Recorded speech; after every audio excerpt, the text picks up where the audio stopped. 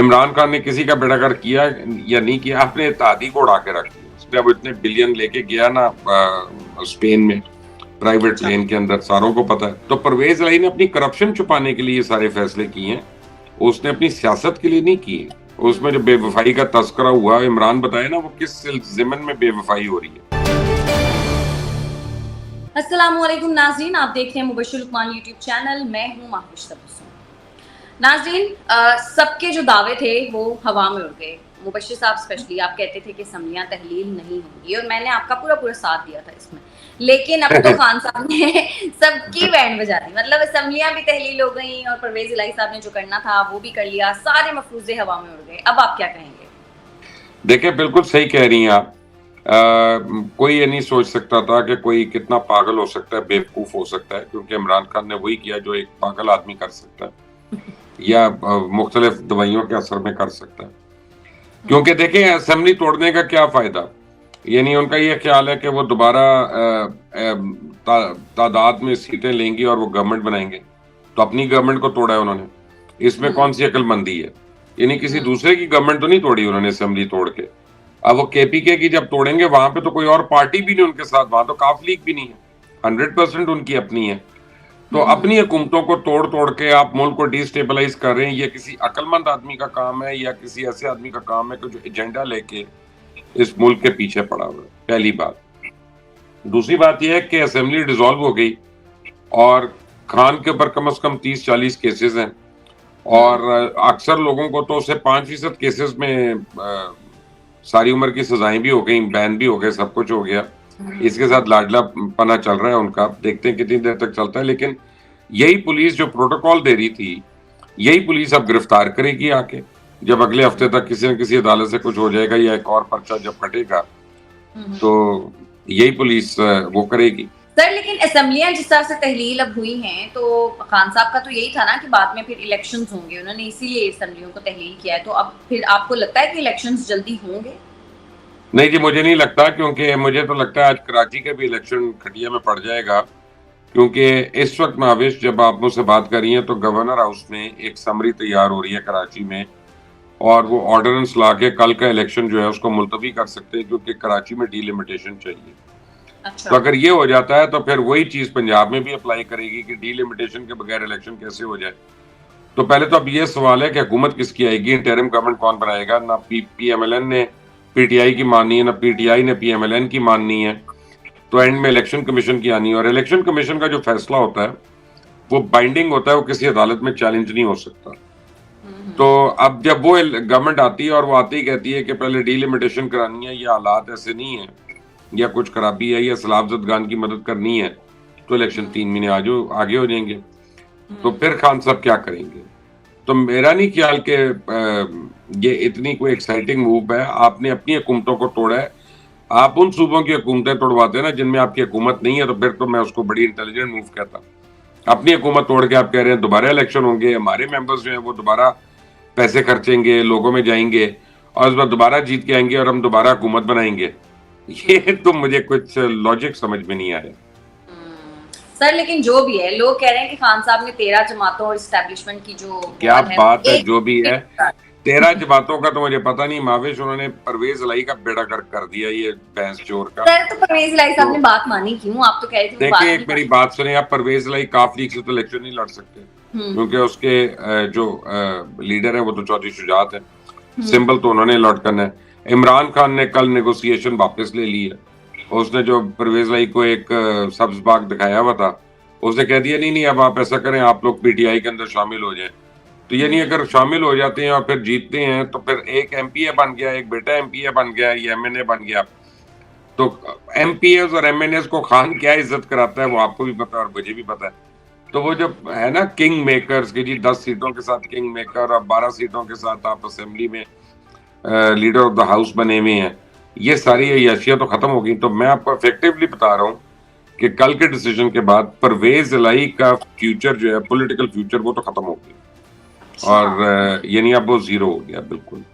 और इमरान खान ने किसी का बेड़ागर किया या नहीं किया, अपने इत्तेहादी को उड़ा के रख दिया उसने। सर, लेकिन परवेज इलाही साहब इतने पुराने, ज़ाहिर है इतने मंझे हुए सियासतदान हैं, उन्होंने कुछ सोच समझ कर ये किया होगा, उनको अगर अपनी औलाद की करप्शन के हाथों मजबूर थे, उसकी औलाद की जो करप्शन है उसके हाथों मजबूर थे। अब इतने बिलियन लेके गया ना स्पेन में प्राइवेट अच्छा। प्लेन के अंदर, सारों को पता है। खुद इमरान खान ने कहा लोगों को कि बड़ी करप्शन की है, मोनस ने भी और परवेज ने भी।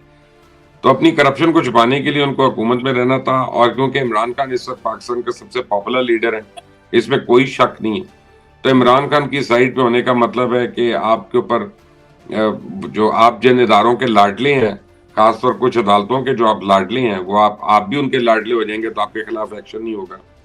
तो परवेज लाई ने अपनी करप्शन छुपाने के लिए ये सारे फैसले किए हैं, उसने अपनी सियासत के लिए नहीं किए, क्योंकि सियासत का क्या फायदा अगर आपने लूटा हुआ पैसे ही नहीं एंजॉय करना तो।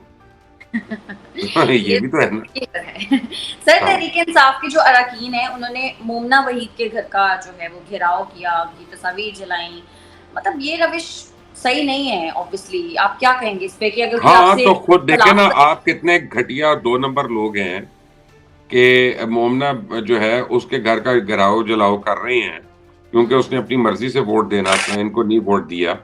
तो जिन लोगों को ये मिला रहे हैं नून लीग के या दूसरे लोगों को अपने साथ मिला रहे हैं, उनके घरों का भी घेराव जलाओ किया जाएगा।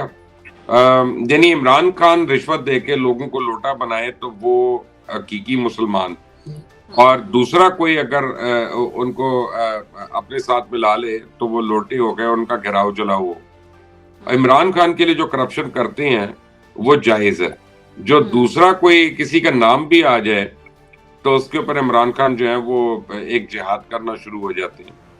अब देखे ना, ये तो अब जरा बताए ना कि बुशरा बीबी और जुल्फी की जो वीडियो ऑडियो लीक हुई, उसमें जो बेवफाई का तस्करा हुआ, इमरान बताए ना वो किस जिमन में बेवफाई हो रही है, पैसों के जिमन में के रिलेशनशिप में किस में बेवफाई हो रही है, इसका नहीं जवाब देंगे।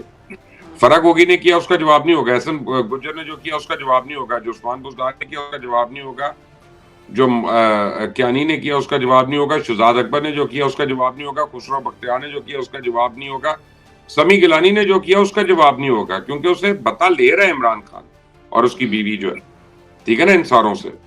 यही फर्क है ना, और क्या होना।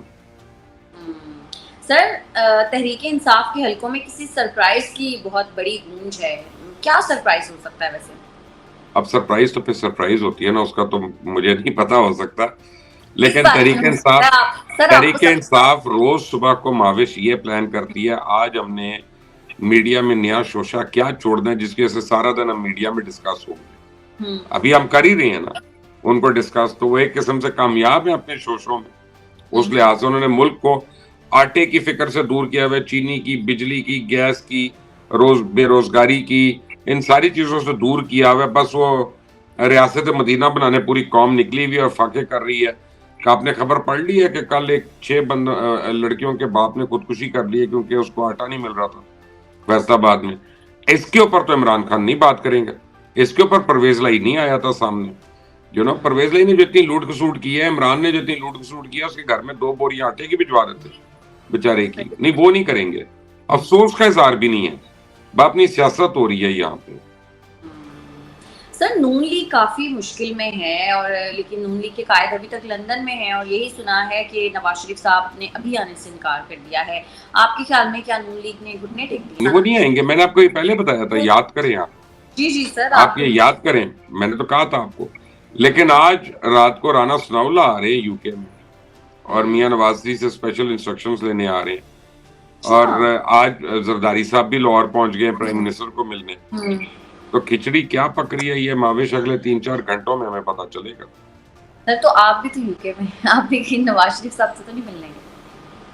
मैं नवाज शरीफ साहब का दस्त रास्त नहीं हूँ, मैं उनका कॉन्फिडेंट नहीं हूँ। मुझे अगर पता चलेगा तो वो पता चलेगी बात जो चाहते हैं कि पता चले, या खबर जो होगी वो पता चलेगी। अनलेस एंड अनटिल मैं खुद से इन्वेस्टिगेट करके कोई चीज ना निकालूं, व्हिच आई विल इंशाल्लाह बाय लेटर, इंशाल्लाह शाम तक हमें कुछ ना कुछ पता चल जाएगा। अभी तो यहाँ पे अभी 2 बजे का टाइम है। अच्छा, और यहाँ पे जाहिर है ठंड भी बहुत है। सर, नून लीग के जो एमएनएस की टिकट के लिए तहरीक इंसाफ से राब्तों के हवाले से बड़ी बातें की जा रही हैं, इनमें कितनी सदाकत है? हाँ, अब वापस जो आपने सवाल किया था मोमना के हवाले से, वो दोबारा करें।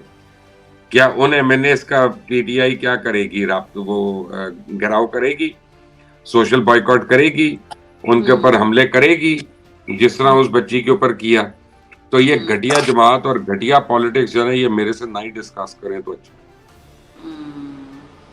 सर पॉलिटिक्स तो हमारे मुल्क में है ही ऐसी, अब क्या करें, फिर किसको डिस्कस बस करें? ठीक है, जब अफराद की पॉलिटिक्स होगी तो यही होगी, जब इश्यूज की नहीं होगी तो फिर यही मसाइल होंगे।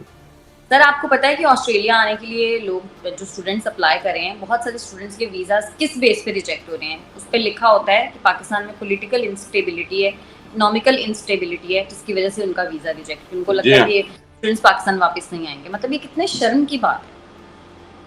और उनके फ्यूचर का आप सोचें। सही, और वो पाकिस्तान से तंग आके जाहिर है बाहर जाने का सोचते हैं ना, पाकिस्तान में आपके जॉब्स नहीं है। सर एमक्यूएम अगर नाराज है तो हो सकता है कि पाकिस्तान तहरीक इंसाफ से मना ले और उनके साथ इल्हाक करे, तो आपको लगता है कि फिर होने को बहुत कुछ हो सकता है, इंतजार करें अगले 2 घंटे का। अगर कामरान टसोरी ने ऑर्डिनेंस दे दिया तो फिर एमक्यूएम कहीं नहीं जा रही। अगर वो ऑर्डिनेंस ना हुआ और कल इलेक्शन हो गया तो फिर एमक्यूएम के पास जवाब है हुकूमत से अलग होने का और अपनी सियासत बचाने का। लेकिन अगर हुकूमत में यानी कल इलेक्शन नहीं होता, फिर वो सियासत की सोचेंगे बाद में और पहले हुकूमत में रह के फायदे उठाएंगे। तो ये अगले 2-3 घंटे तक आप समझे कि क्वेश्चन मार्क है इस डिसीजन। मतलब आज काफी सारी पॉलिटिकल डेवलपमेंट्स होने वाली हैं। आज बहुत डेवलपमेंट्स हो रही है। जब हम नेक्स्ट प्रोग्राम अपना करेंगे तो हमारे पास काफी कुछ इंशाल्लाह। ठीक है मुबश्शिर साहब, बहुत शुक्रिया आपका आज के प्रोग्राम के लिए। नाज़रीन, आज के प्रोग्राम से इतना ही। अगर आपको हमारी वीडियो पसंद आती है तो चैनल को कर दें लाइक, सब्सक्राइब और शेयर, और अपनी कीमती राय से हमें जरूर आगाह कीजिएगा। हमें इजाजत दें, अल्लाह ने के बाद।